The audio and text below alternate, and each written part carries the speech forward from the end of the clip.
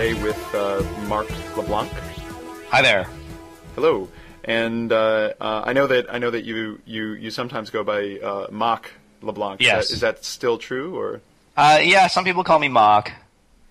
Yeah, you can call me Marc if you want. Okay. And just so I know, is that like a Boston kind of accent reference there? Or? It isn't. It's actually a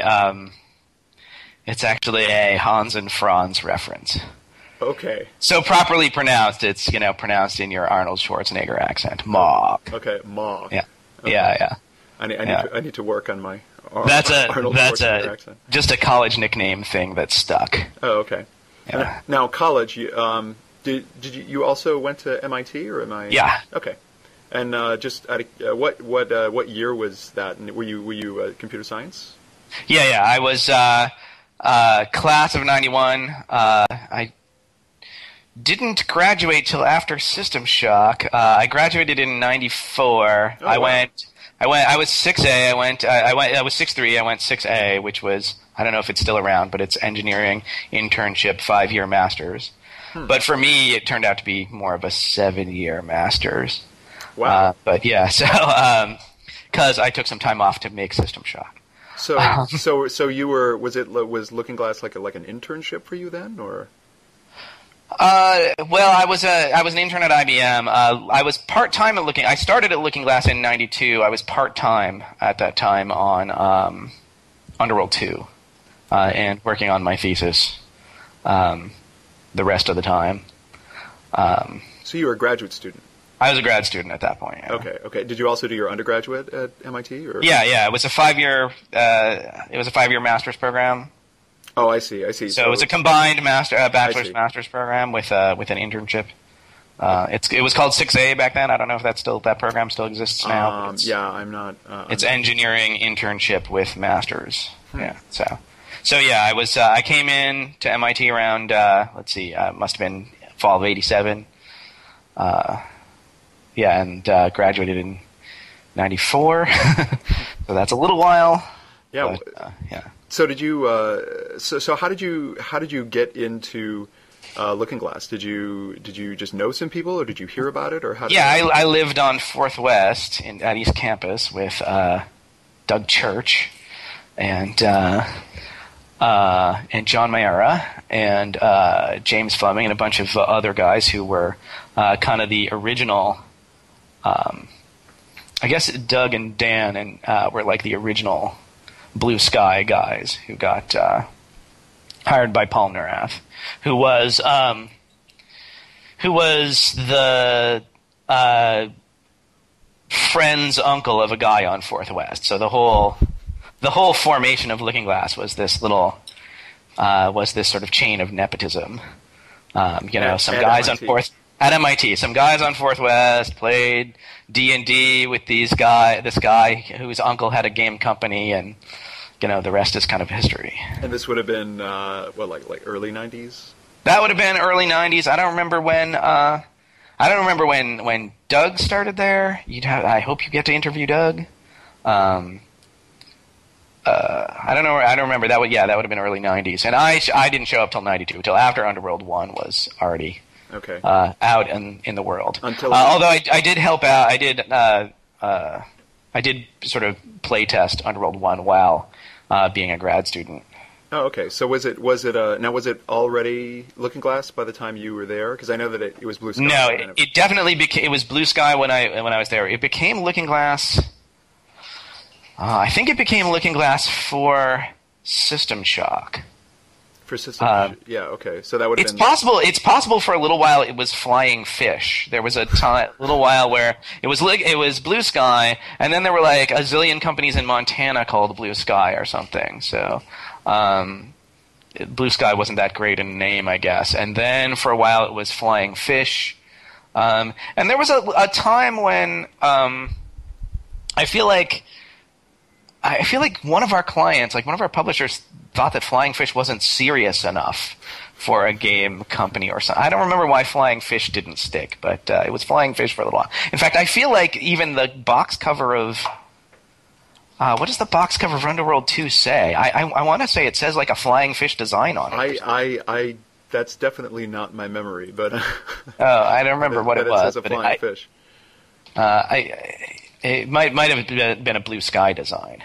There's something on the box cover. Be interested to see what that says. Yeah, it would be a good thing. It would be a good thing to look up. But no, I've actually never even heard of the flying fish. Yeah, no, it was there was a flirtation with flying fish and a zillion other names, and then it became Looking Glass Technologies. I do remember that. Yeah. It was Looking Glass Technologies because we were sort of this high tech 3D game company, and we thought there might be high tech 3D non game applications to what we were doing. So we didn't want to box ourselves in too much. And then much later it came after numerous corporate machinations. It became Looking Glass Studios. So which games? So you said you started on. You did a little playtesting on Underworld 1.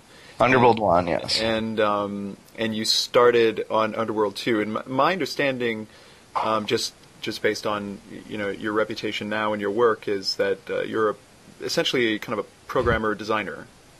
Right. I mean, most of my day-to-day work involves the typing of braces and semicolons. Yes. And also the hiring of other people to type braces and semicolons. So, and you mean now at the company? At my and throughout my career, the bulk of my work has been okay. But a lot of that has been a lot of the programming, particularly at Looking Glass, has been stuff that was very close to the designer. And Looking Glass was certainly an environment where everyone was free to sort of contribute their ideas and their thoughts to design. But certainly, for example, later on Thief, I would be working pretty closely with Tim Stelmach and the other level designers. Building. I worked a lot on the level editor. I worked a lot on the systems and tools that were kind of like the languages that the designers used. So I was kind of like the tech side of that. Okay. But although on Underworld 2, I did do design. I was a level designer, among other things. I did the ice caves. Oh, okay. I remember a lot of sliding around. Yeah, a lot of sliding around on the ice caves. That was a new feature for Underworld 2, was the slippery terrain was a new feature. Oh. Underworld 1 did not have, and so the ice caves were kind of like showcasing that. Showcase of that. Like in the case of stuff like Underworld 2, I mean, you talked a little bit about the sliding ice in Underworld 2, but I'm just wondering, do you have any memories of parts you made of these games, or parts that you were heavily involved with? Well, I can talk about my sole contribution to Underworld 1. Okay, great. Which is kind of an illustration of that, which is that they had already had an Ultima-like system of sort of combinable objects, right? You could, take some oil and a stick and make a torch, right? And they already had all that stuff. Very Ultima 7-like with some of that object combining, Yeah, object combining. And so, and they already had, you could find a fishing pole and go fishing, and they had this whole little fishing subsystem. And they already had, a pole that you could use to, poke at things from far away. Like if you want to push a button and set off a trap from far away, you could use a pole to push the button. You can have a pole in your inventory. And they also had thread. And so I made the obvious suggestion of, well, why can't you combine the thread and the pole to make a fishing pole? And that was and it's yeah, of course. And so they did it. And so that was my only contribution to Underworld 1. But the funny story behind that is when they came out with they made a demo for Underworld 1 that was just the first level. In the first level, there are no fishing poles, but there are poles and there are thread. And so someone out there in the gamer universe figured out in the demo that you could take the thread and the pole, make the fishing pole and go fishing. And it made it look like, there was a whole fishing minigame made for the guy who discovered that, right? Because there was no access to the fishing minigame or the fishing system. It wasn't really a minigame, it was just a fishing system. Unless you had thought to combine a pole and thread. And that led some people, so that read one of the reviews of the demo to describe us as hyper-intelligent beings from Jupiter. That's an enormous reward for exploration, which you usually don't get in games, and that's right. And certainly we didn't, we didn't really make that system just for the guy who figured out, who explored this one interaction, right? Yeah, but of course, what you want is for people to feel like you did. Right, exactly, and there was a lot of that, and it's amazing to look at, what people think is going on in those games. Like, there's a lot of, there were a lot of sort of posts on Usenet about Underworld and talking about the underlying mechanics of Underworld that were just completely made up stuff that they were imagining. I feel like that's fantastic, though, because I mean that was in some sense mission accomplished on our part, right? It's like, if we give you if we give you just enough richness, like, you'll imagine all the more richness. So one of the things that has come up in the podcast series before, which seems to be a reoccurring theme, is kind of I guess kind of like the simulation-oriented design aesthetic of some of these early games.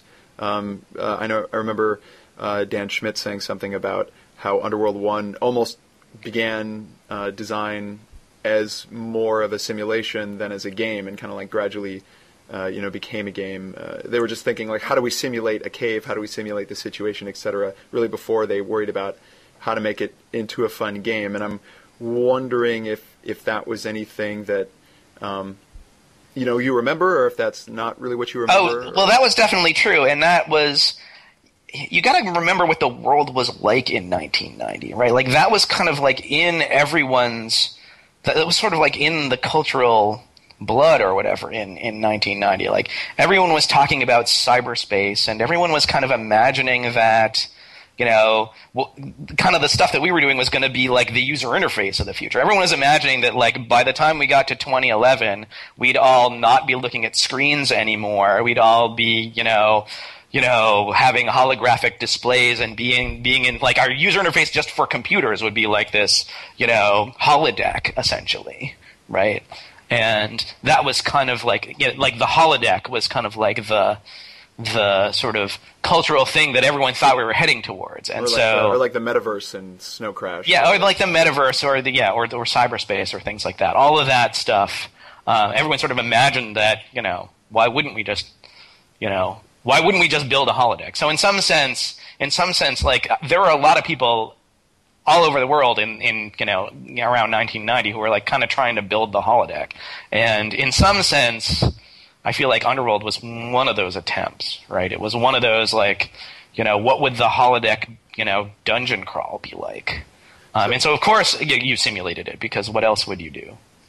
Well, that sounds interesting, because this has come up over and over again. But you're the first person who's kind of connected it to kind of like a zeitgeist of the time of like that was very much in the popular imagination at that time, and that it wasn't just, I mean, technology of course had something to do with it, but I mean, that's interesting. That's making me think of that for example, that System Shock as something that was growing out of Underworld as being like, an actual cyberpunk story with actual cyberspace in it, and then it even had that crazy VR headset, which I don't think anybody's talked about. But is that something that you remember? Right. I mean, VR headsets were happening all at the same time, right? Like, there were,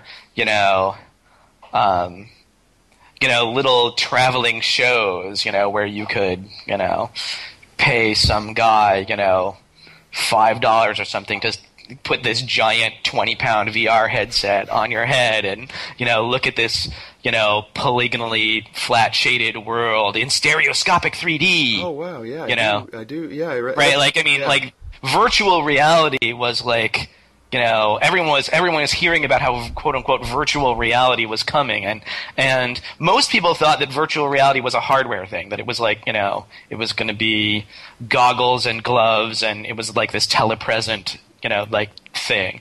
And, we were kind of coming at it from the software thing. Well, if there's gonna be a virtual reality that you're interacting with, then it's gonna have rules and a simulation and stuff like that. So maybe we'll work on the rules and the simulation part, and getting the doors to act like doors and getting the motion to act like motion and all that stuff, and getting the characters to walk around like characters.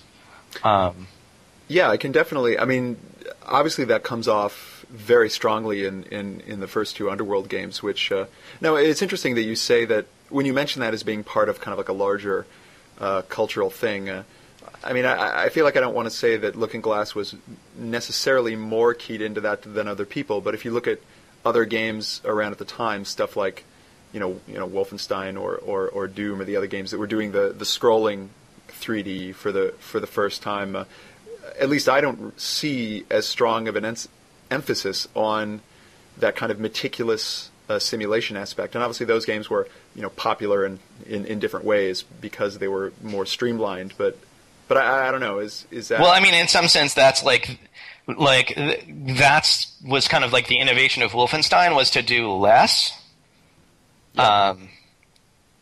And to not assume that the thing that you build out from the real-time texture mapped. I mean, like Wolfenstein and Underworld were like the first two real-time texture mapped games, right? And the Wolfenstein innovation in some sense was that, hey, if you have that, then you don't have to have much more, right? You have that, give the player a gun and you're done, Yeah.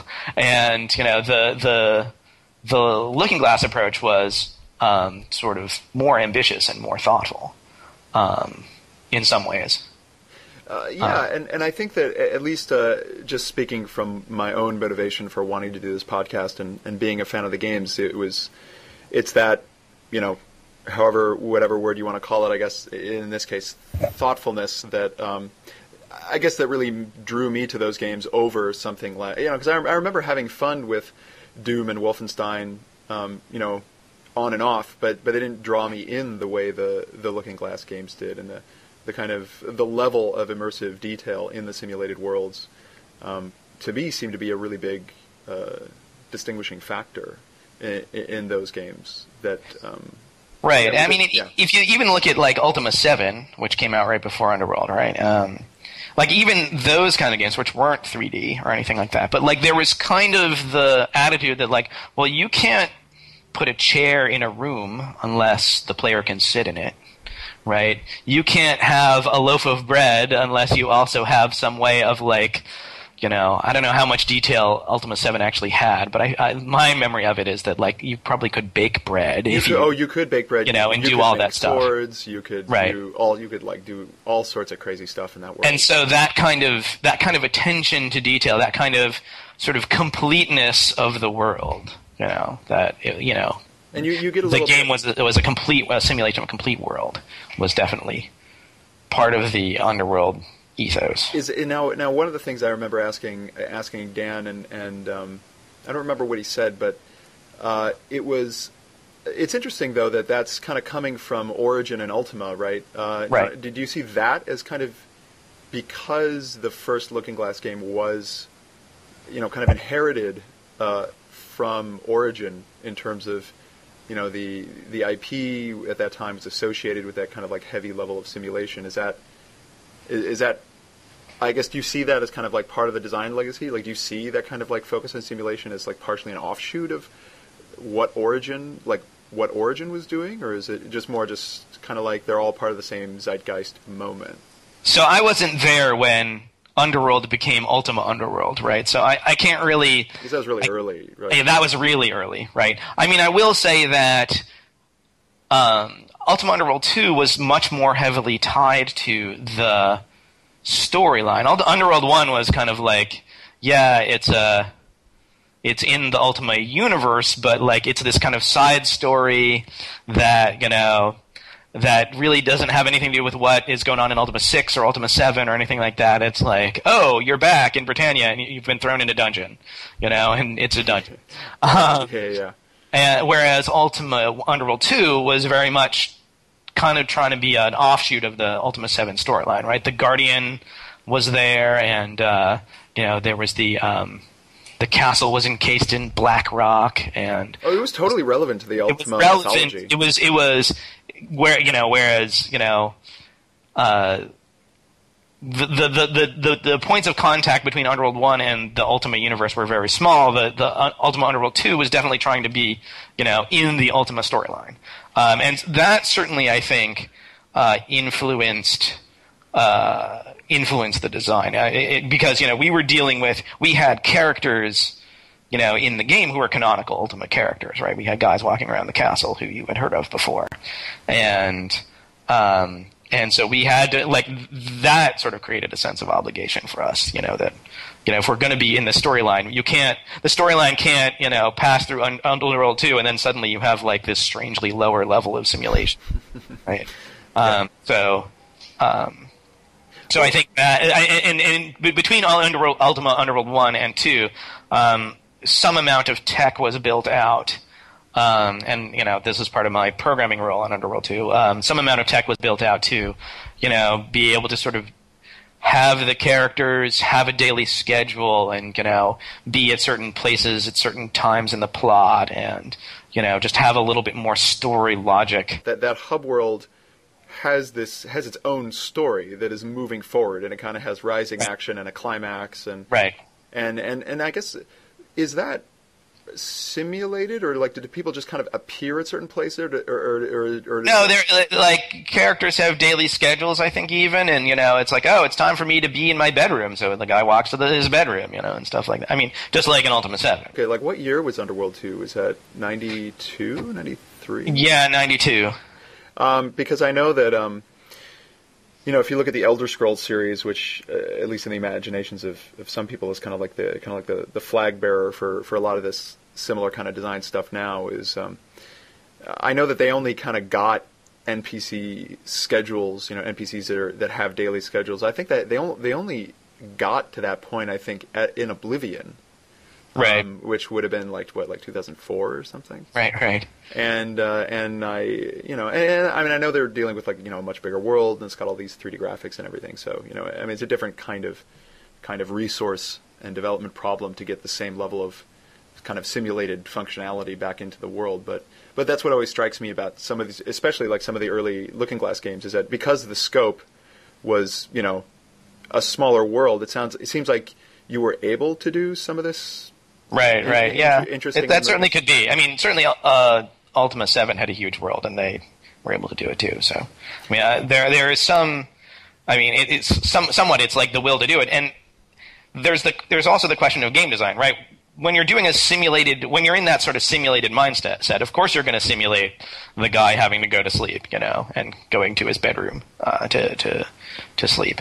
If you're actually, if you are making a game you're designing WoW, you certainly don't want, you're thinking about how it is as a game. You certainly don't want a player to go to the quest giver and be where the quest giver always stands and find out that he's on his lunch break. Yeah, of course. And have to track him down at his lunch break and come up to his table where he's eating and say, no, I need the quest. And well, that's interesting, because I mean, and of course, WoW is several iterations refined variation of the modern MMO, and it's funny that you mentioned Ultima 7, because if you look at Ultima Online, it's basically Ultima 7 online, right. Really, in terms of what a lot of the interactions are, with the crafting and all this kind of stuff. And anyway, yeah, that just it strikes me as being interesting, because it almost seems like there was this time or a certain strand of game design that was all about this. Yeah, it was interesting, the fact that you had to go find somebody if they were on their lunch break, but then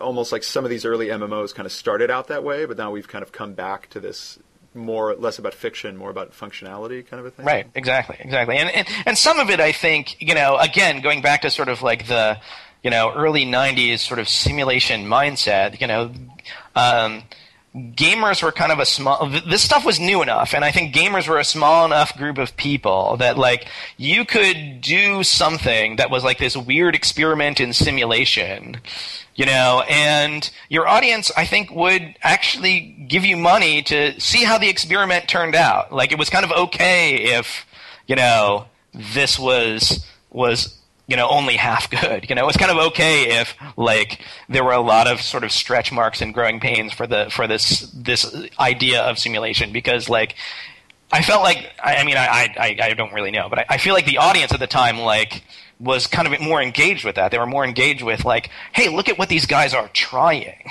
Yeah. Well, it was also I think there was more of a frontier mentality. Right. That the players were part of that frontier more. They were part of that. They were part of that. Oh, look at what simulation can do, and look at what it can't do, and isn't it cool to be able to see what it can't do? The trick was to do the right set of stuff, right, and I think that we did eventually figure out that the skill was in figuring out what to subtract from the world. Not what to put in the world. Oh, could you explain that a little bit, or what? Like the skill is figuring out sort of, what you don't have to simulate. What to leave to their imagination, or what gaps to leave. I think that a good example in Red Dead Redemption is figuring out that the player should just be able to summon his horse from Ne'er So Far, Zelda style. Yeah. Right. Completely unrealistic. Right. It's in some sense something that you're subtracting from the realism of the world. Right. It's kind of a bad example because in some sense it's the creation of a feature rather than the elimination of a feature. But if you can think of it as the elimination of the simulation of where your horse is. Right. Yeah, it's a simplification of what otherwise would be a bigger simulation. Right. So the art is kind of figuring out what and where to simplify, rather than what to simulate. So obviously in System Shock, we simplified the conversation system a lot, right? By eliminating it essentially. We simplified the conversation system by having these audio logs. Like, what was your role on that project specifically at that time? So I was mostly programming on that one. I did a lot of work on the level editor. I did a lot of work on just the user interface for the game. I feel personally to blame for a lot of the user interface. Oh my goodness! Oh wait a minute.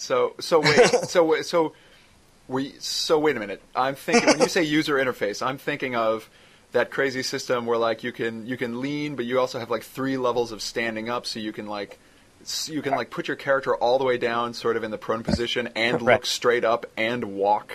Right. So like the actual all of this. Remember how System Shock was played in a small window if you played it on an old machine, and there was all this user interface all around it, and pretty much like the actual implementation of that stuff, not necessarily the design of that stuff, but the actual implementation of that stuff fell to me. Now, the design was a group effort, and I want to say that, and I just kind of want to apologize to the world for this, but I want to say that I kind of feel like I had completely drunk the Kool-Aid in terms of like thinking that was the right user interface, because it was very much the Microsoft Word school of user interface, where like there isn't a feature that you can't see on the screen and touch and play with, right? Like that was the idea. Like heaven forfend we should have a crouch key, and if you never found the crouch key, you would never crouch. Did you know that game has a mouse look mod? Which one? System Shock? Yeah, System Shock 1 actually has a mouse look mod that's available. Well, it's funny because I wanted to talk about mouse look. We didn't have mouse look in Shock, and the thing about it, the thing that no one remembers about the evolution of mouse look is that the thing that mouse look needed in order to exist is frame rate. That back in the 10 to 20 frames a second world, mouse look is nauseating. And we were particularly hampered because we were doing a lot of, in Doom, which was kind of contemporary to System Shock, you couldn't look up or down, right? So any mouse look you had was going to be one-dimensional, right? And the whole reason that you couldn't look up or down was they were making so many assumptions about walls being perpendicular to floors and things like that, and everything being this sort of everything kind of being perpendicular to everything else, like to make the math simpler, right? And to make the rendering faster. And in System Shock, we relaxed that constraint, but we still had the optimizations for the case where you were looking straight parallel to the floor. Now, when you say optimization, do you mean technical, or do you mean like... Yeah, we wrote special code for the case where you were looking parallel to the floor so that we could run faster. And if you play System Shock and you're running along, you'll notice that your head, as you run faster, your eye will start to level out and look parallel. And that was so that we could get your frame rate up, because we were we didn't have 3D graphics hardware. Everything was fill rate bound. And, just being able to, well, fill rate bound doesn't make this argument true, but the other thing was just being able to do the calculations based on right angles, and based on parallel and perpendicular surfaces, made it a much simpler, a much faster thing to render. And so we didn't really have the freedom to attach your point of view to a mouse and let you point it anywhere you wanted, because first of all, if you didn't point it parallel to the floor, it was going to be slower. And we were fine with you being slower as long as that was, you were busy looking at something. If you're busy looking at something, then you probably weren't running, Because the interface made it hard to do those things at the same time. Right. And that was on purpose. That was so to keep the frame rate up. Right. And so, until really mouse look doesn't really take off until really right before 3D hardware, but, until we can get frame rates that are, noticeably higher. One of the crazy things in System Shock is that there were these mini games you could get for your, and I think there was even one you could play Wing Commander while you were playing System Shock. Wing Zero. Yeah, Wing Zero. Yeah, that was just a weird, I don't know, a weird extension of our sort of simulation mindset. Of course, you would have. Of course there will be video games still in the future, right? It was also kind of, that was also a continuation of the Underworld tradition of having a video game reference in every. Oh yeah, because Underworld had Pac-Man and a Q*bert. Yeah, right. Underworld 2 had Q*bert. Underworld 1 had Pac-Man. Yeah, Underworld 2 had Q*bert, yeah. And Underworld 2 maybe had the Puzzle of the Bullfrog, or maybe I don't remember which one. I don't remember which one. Yeah, I remember Dan mentioning. Right, and so we were we have to do a video game reference, and so we decided our video game reference was going to be you can play video games, and so we had Pong, and Tim Stelmach did Eel Zapper, which was Missile Command Upside Down, and Sean Barrett actually did the Wing Commander, the little mini Wing Commander inside System Shock. Wing Zero, I remember that. Wing Zero. And the funny thing about that is that all of those games are running off the same simulation time step as the outer game. So as time passes in the game world, time passes in the video game world of you're playing Pong. So if you take the drug or whatever that slows down time, the video games will slow down also. Wait, are you saying that you can use drugs to play video games better in System Shock? You can use drugs to be better at Pong? Yes, you can. Absolutely. So that's really fascinating. That's Emergent. We did that. It was kind of by accident. Yeah, but that's really great, because one of the things that it's really interesting that you were talking about the kinds of simulation stuff that Looking Glass was doing as growing out of this kind of, virtual reality, William Bitts and Neil Stephenson kind of zeitgeist thing. But then System Shock itself is kind of a great, almost kind of self-reflexive cyberpunk game.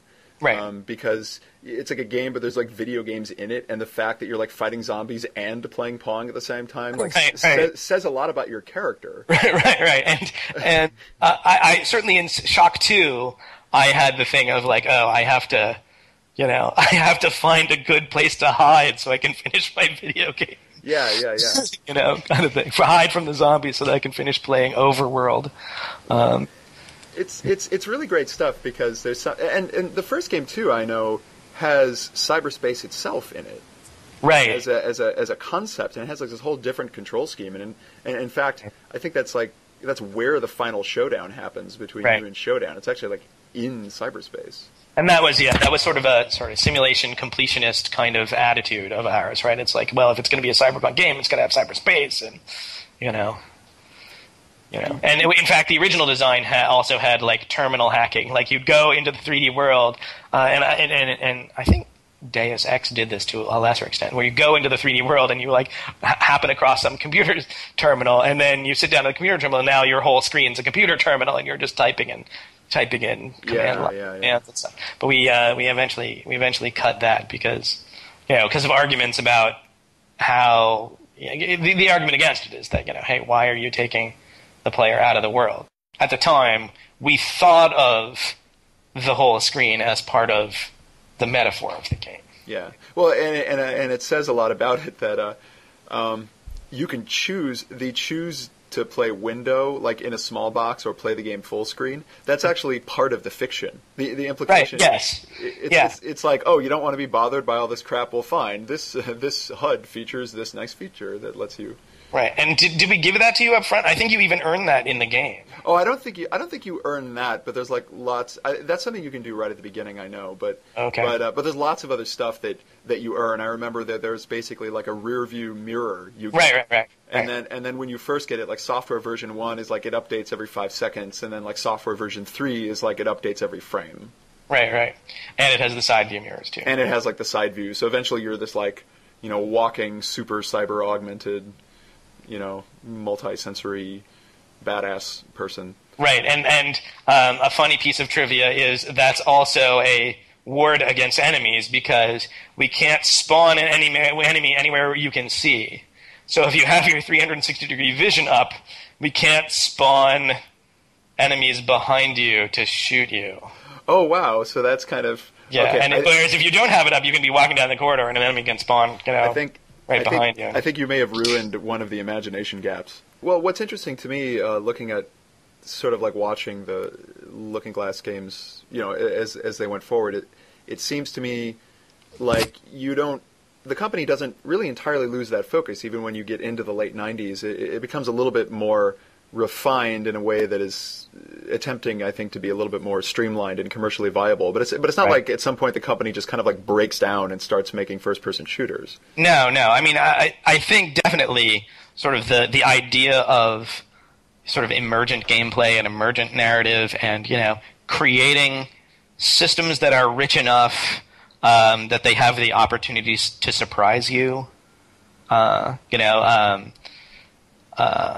was listening to your talk with Dan, and his story about I was running away from the skeleton because I was nearly dead, and I ran around the corner and had to rest for a while and hide, that kind of stuff. Just the emergent moments that can only happen if the sort of substrate for them to happen is like a fertile enough ground for them to grow. And I think that all through Looking Glass, like the goal was definitely to create that, and I think we got better at it as time went on. Yeah, I mean, I remember having a lot of those same kind of stories. Like, those same kinds of things were happening to me in Thief, I remember. Right. But Thief had a much more streamlined, easier to understand, kind of less cluttery interface. Right. Well, the interface certainly was a lot better, and and just the sort of containment of the experience was a lot better. Because you had, are you thinking just that it was a fixed mission. It was mission based. The world was smaller. It wasn't like this giant open world where you could walk all the way back to the very beginning from the very end, and kind of get lost. It was like a bunch of small simulated worlds. Right. And that they were, but you sort of got to focus them in a way that you wouldn't if you kind of dropped everything into one big pod. Right. I mean, I think our goal was like, we're going to put you in the sandbox, and give you an objective, and we're going to put objects in the sandbox, and we're going to I'm going to tell you your objective is to get this red ball 3 feet in the air, and whether you do it by throwing the red ball or by making a giant 3-foot pile of sand and walking up, or whatever, and rolling it up or whatever, or stacking the other objects, or that's so this is interesting because obviously even today people talk about emergence a lot, and I had a friend of mine describe it to me as some games which talk a lot about alternate solutions to problems, etc. Some of them are kind of just pre-designing a whole bunch of solutions and then letting you choose between a lot of them, versus a game that is emergent to the point that you're actually I think it's a difference between like finding a solution or creating a solution. I don't know if that terminology Right. works. Like whether you're authoring the solution or whether you're, making solutions possible. Now, obviously, if you're going to make a commercially released game, right, you have to, if you give the player an objective, you have to prove that it's meetable. You can't just hope it's possible. Yeah, you can't just hope it's possible. By and large, right? Like you could have like a crazy achievement these days in your game that you have no idea whether it's actually achievable. But in general, like if you're going to have a mission with an objective, you have to have some way of. So there has to be something that's authored in there. You have to at least have played it once and prove to yourself that it's doable, right? And in so doing, you are essentially authoring one solution. Well, but it does seem like Looking Glass's approach to that kind of game design. If you compare it to example with Ion Storm, right? If you like, and I know that Doug Church and Warren Spector have had like this, at least at the time that those games were out, had this kind of back and forth about, which is the preferred way to have a quote unquote open-ended game. Do you do it the kind of Deus Ex way, or do you do it the Thief way? And I know that Looking Glass still seem to have a particular definition of what creating a solution meant to the creative culture of the company. Would you agree with that, or? Yeah, sure. One of the things, if you want to talk about Deus Ex, one of the things is that I think that we, on Thief, for example, we had the luxury of kind of making fewer promises. Like, I think that, Deus Ex was trying to do something very hard, which was to not just guarantee a solution, but guarantee that multiple specific play styles would get vindicated, right? Mm-hmm. Guarantee that, if you wanted to be a sneaky guy, there was a way to do it. And if you wanted to be, the conversation-y, sort of like, manipulative guy, there was a way to do that. And if you wanted to be the guns blazing guy, there was a way to do that. And so, when you're making that, and that's a pretty high bar to shoot for. And when you're shooting for that kind of bar, the sort of branching alternatives becomes a much more attractive approach, right? Like if you're going to make, it's much harder to just build a sandbox in which, all three of those play styles are absolutely vindicated, especially the conversation one, right? Like that's pretty much, you're demanding authorship on the part of the designer there. But they shot for a pretty high bar. Warren shot for a pretty high bar there, and I'm not sure how we would have approached that problem. I think we probably would have ended up with kind of a multiple path with as much rich systems that and unpredictable outcomes as we could have, but we probably definitely would have probably authored multiple paths, which we were less inclined to do in Thief. Well, that is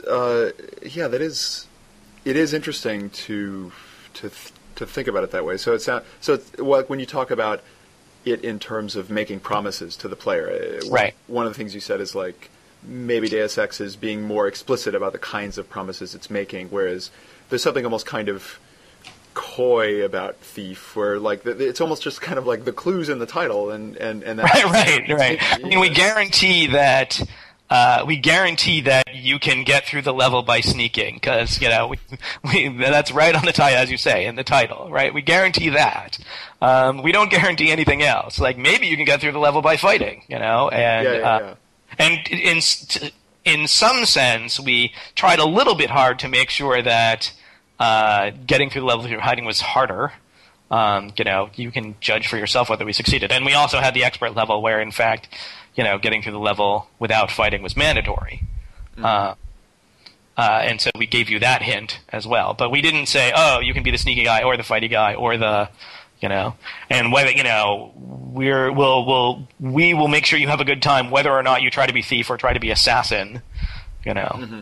That's actually really interesting because Thief, it sounds like Deus Ex is kind of promising on multiple fronts, and Thief is promising on one front, but it's actually still following through on a lot of other fronts, but in sort of a more messy, emergent way. Right, in a way that it doesn't even know what those other fronts necessarily are. Yeah, because it's kind of like, because it's all kind of all icing on the cake at that point. Right. My big memory was, there's a mission in Thief where there's an assassination attempt on you, and you're just kind of following you have to follow the assassins to figure out where they're going. Yeah, I just talked to I think it was Greg LaPiccolo about this mission. It's I think the name of the mission is Assassins, and you have to follow them back to their boss. I think his name is Ramirez. Right. And so once you follow them back, you kind of have to get have to sneak through and get in the front gate and stuff like that. And the front gate's really intimidating. And like I found some crazy solution where you end up climbing up you have your rope arrow and you shoot it in a high window, and you end up climbing the rope with a crate in your hand. Like, imagine that. Climbing the rope with a crate in your hand, and then you find a shelf, and then the crate gives you just enough height so that you can kind of mantle up and climb over the wall of this fortress and sort of completely circumvent a lot of the stealth you needed to do to kind of like do your initial infiltration. Yeah, which is like this big complicated thing that's kind of been set up for you. Right. And I remember showing it to Greg and some other folks. Like, here, this is how I got in. And, and it was clearly that it was completely unplanned. There was like, it was not, hey, we should have crates here because there are we should have, that's a place where there should be crates. And we should have a ledge here because that's a place where there should be a ledge. It all just sort of added together to this solution that was completely unintended by the level designer. That's funny. I didn't even know you could climb rope arrows while holding a crate. That's like the first. Well, who would think to, right? Yeah, I didn't even ever think of that. The attitude is like, the level designer would accidentally create some like little alley in between buildings or something that a clever player could like drop into and not have a way out. And so like I guess the fundamental like Looking Glass attitude is like when that bug got reported, like where other people would go in and maybe delete the alley, like or change it so that you couldn't get in there, like we would just put in a ladder so that you could get out. Yeah. I think that was like the ethos. It's like, oh, well, if you got there fair and square, then we should not necessarily reward you, but at least not punish you. So I'm actually really intrigued by this whole promises thing because I think it's sort of it implies a lot about player expectation and right. Sort of like how a game presents itself versus how a game presents itself, like what the title is, even what like the cover art is like, versus how it's designed. Expectations, and communicating expectations and things like that. That was something I think that the whole game industry was kind of struggling with. Particularly, gamers were a much smaller audience, even 10 years ago. And a much smaller audience 20 years ago, and so like I think that there was more like we were still struggling with the idea of not every computer gamer is going to play every computer game. Oh yeah, absolutely. Well, yeah. So the expectation isn't going to be based on other computer games. Right. It might be based on, you might have no idea about computer games, but you like, hey, stealing stuff sounds fun. Maybe I'll buy this game called Thief. Right. And I mean, I think that like you see that kind of logic now with stuff, or I mean, like in the last 10 years. I mean, obviously stuff like Guitar Hero, Rock Band. I mean, it's just, or right. Well, I mean, now we have Wedding Dash, right? Yeah. Now we have like broad ranges of expectation. And broad ranges of audience. But, at the time, like computer games was almost a kind of hobby that some people did. And computer game designers, it kind of speaks to the whole sort of formal abstract design tools thing that Doug was trying to do and that, I was later trying to do with MDA, which is that, there was kind of like this attitude that that there was sort of like this universality of fun that if you were and some of it I think now that I think of it has to do with this sort of limited the limited hobbyist nature of computer gaming at the time, but that if you were a computer gamer, then there was kind of like a single objective notion of fun that everyone kind of needed to adhere to, and the idea of creating an expectation, the idea of like, speaking to an audience that's not the whole audience, was, I think, like a hard idea for people to embrace at first. And are you saying that this, just for listeners who might not know, the formal abstract design tools, is that, I'm familiar with that as a GDC talk that Doug gave at some point.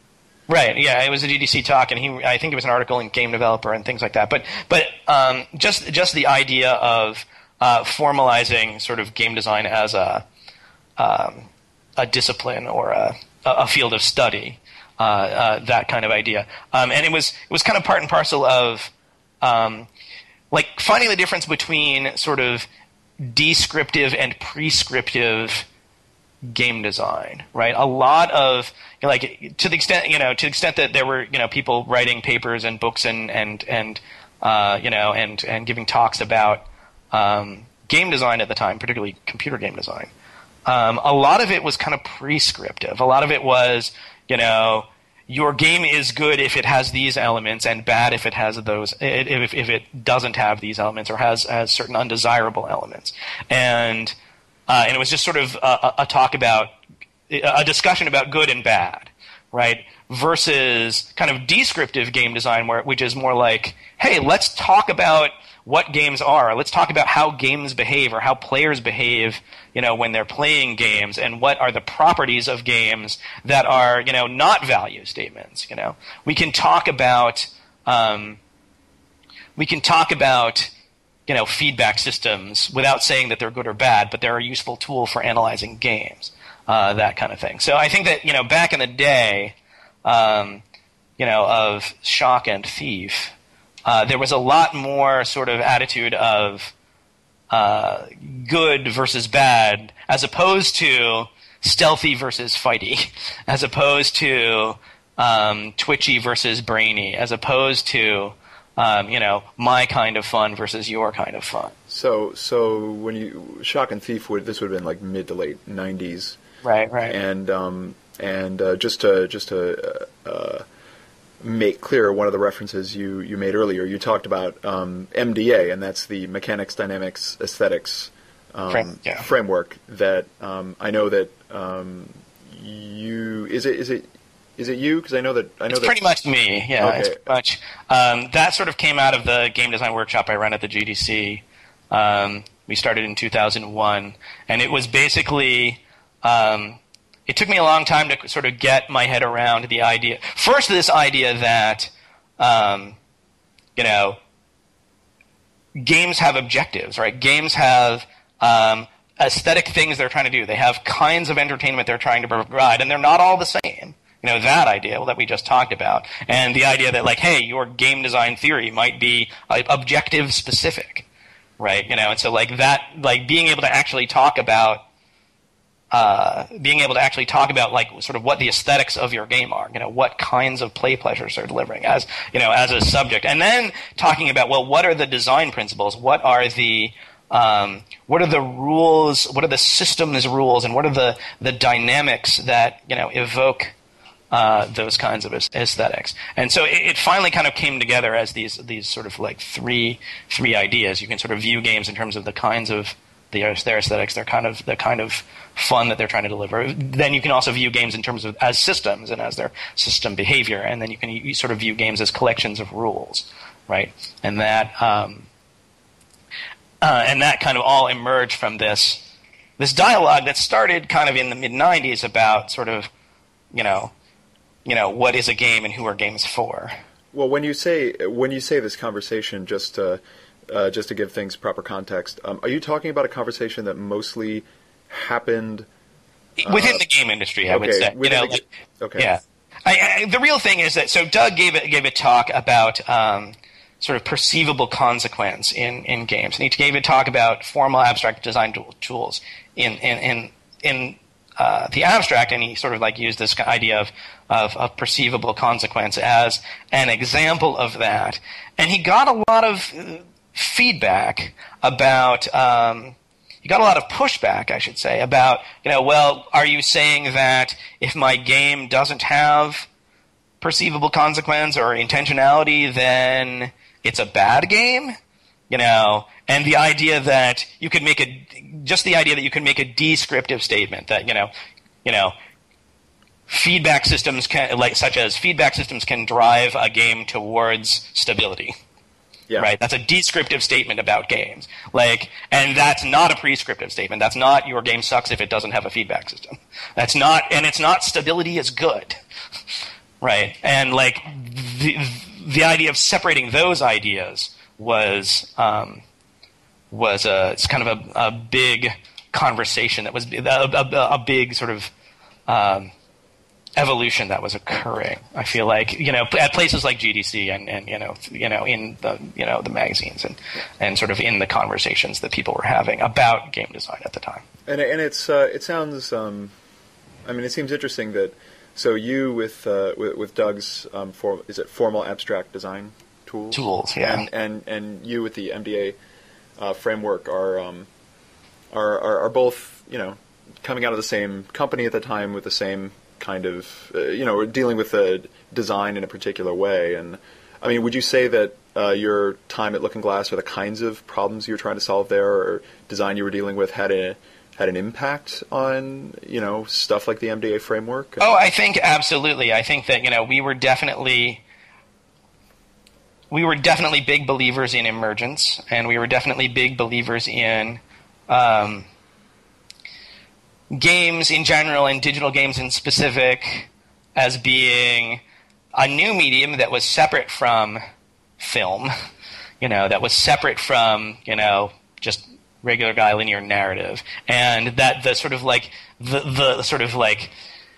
the juicy fruit that it had to offer was this idea of emergence, this idea that what you were going to get was not preordained by an author, but is something that just kind of emerges from the system of the game, and really, MDA is kind of there to. The reason why I kind of embraced it and continue to teach it is to reinforce the idea that the thing that's different about games is that it's this dynamic system. It's this thing that is happening to you right now. It's not something that an author wrote. It's not something that a bunch of actors did 6 months ago and was captured on film.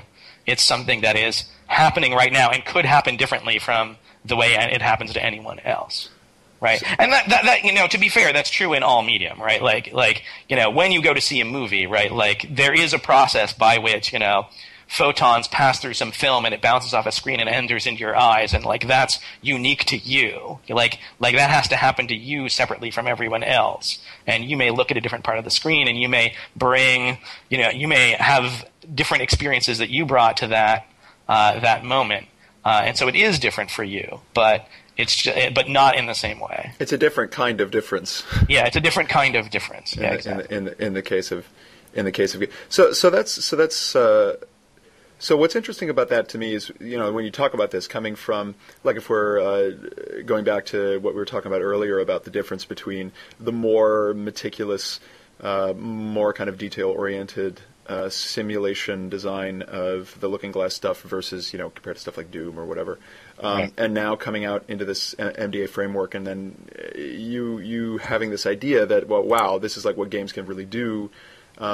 This is what really makes them different. Is that something that, do you feel like those lessons have been kind of, well learned in kind of like a post Looking Glass game industry, or are we still really like looking for that? And I know this is subjective. I'm just wondering what your kind of take on that is. I think that the lessons are. I think the lessons are pretty well learned. I mean, I think that I'm not saying that there isn't room, in the world for games that are very linear, and I'm not saying that there isn't room in the world for, some very authored experiences. But I think that, certainly if you look at. I'm playing a lot of Red Dead Redemption right now, and if you look at, certainly the RPGs of the day, and I would count RDR as an RPG, then I think you are seeing a lot of that being embraced, and even I think, sort of like the things that are sort of more set piecey. I think even like the Plants versus Zombies of the world, and the casual games. I think that even those are kind of built, for the player to have their own kind of thing to do. Even the Facebook games, right? The Facebook games are about. What do you want to do? What do you, the player, want to do now? It's not about push space bar to read the next page of the book. It's about, like, what fun are you going to extract from this toy? Yeah, mentioning Red Dead Redemption is really interesting, I think, because that game. First of all, I absolutely agree with you that it's an RPG. You could say that about a lot of. You could say that Rockstar's open world games were moving in that direction for a long time, and right. And but one of the things that strikes me that makes something like that, and just to be fair, I enjoy the game a lot. Very different from, it seems like, something Looking Glass would have done, and not that that's our definition of good and bad, but the it's got this nice simulation going on in the world, and the way NPCs respond to you, and the kind of emergent things that happen, like. If you pull out your gun in the middle of a saloon, everybody freaks out, and then that causes other things to happen, etc. But that all kind of goes away when you go on the story mission. So that there's a really kind of it's definitely learning, I think, a lot of those lessons. But there's definitely kind of like a have your cake and eat it too kind of approach to games like that. It's kind of like they're sort of emergent in sort of one sense, but then like the minute things get narrative, that kind of all goes out the window, and then you kind of go to your linear world where you have your linear story, and then you kind of like appear back in your highly emergent simulated world. And well, in another way of putting it is that it kind of puts the narrative in an appropriately padded cell, right? Like it's like, oh, you want a little bit more motivation? You want a little bit more, character development? Like, oh, go on this story mission. Yeah. And in Thief, this story mission, quote unquote, was a cutscene, right? In Thief, the equivalent of the story mission was the cutscenes at the beginning and ends of missions, right? Which were just stories. Yeah. And in a game like RDR, it's more like, hey, now go on this little Disneyland ride with guns. and experience this and kind of maybe learn some skills and kind of bond with, your character and bond with the world and bond with the narrative. And that creates kind of like this springboard for going out into the open world and sort of seeing it as relevant. Yeah, the open and it's to me the open world really, and again, just a personal taste thing, but for me the open world feels like, like the main event. Like that's the really interesting thing, and it's interesting that you mentioned Disney World because a lot of, and this is not necessarily a criticism, but I think it's an interesting way to look at it. Is a lot of Rockstar's games to me feel like theme parks, right? You know what I mean, in the sense that like the story missions are like rides. Right. That you're going on, but really the more the kind of immersive world of the theme park is kind of where you're really getting the feeling of just that's where it feels like a simulation. Right. Well, I mean, it's a theme park where they really nail the theme, right? Yes. There's all these. I mean, and that's a good analogy. It's like you're wandering around this open world, doing this kind of open world stuff, and like there's little rides you can go on. But the little rides, actually, unlike the real theme park, unlike the real Disneyland, the little rides are actually about reinforcing the theme. They're about reinforcing, the characters and the world in a way that in a way that it's not true in Disneyland. Disneyland Space Mountain isn't there to make you feel spacier, right? At the end of the day, it's there to wrench your gut in certain ways that are pleasurable, right? And and maybe the walk up to getting into the car in Space Mountain is spacey feeling. It's like if you design Disney World more like Red Dead Redemption, it's like all those rides. Their relationship to the space would be less arbitrary. Right. It would be, like, it's almost like an extension of the world I'm in or the story. It would almost feel like a story had happened to you by going to the park, as opposed to just like I went on rides because I want to go to that park now. That would be. It's a great idea. Let's I don't know. Let's get some venture capital and make it happen. I'm sure. Yeah.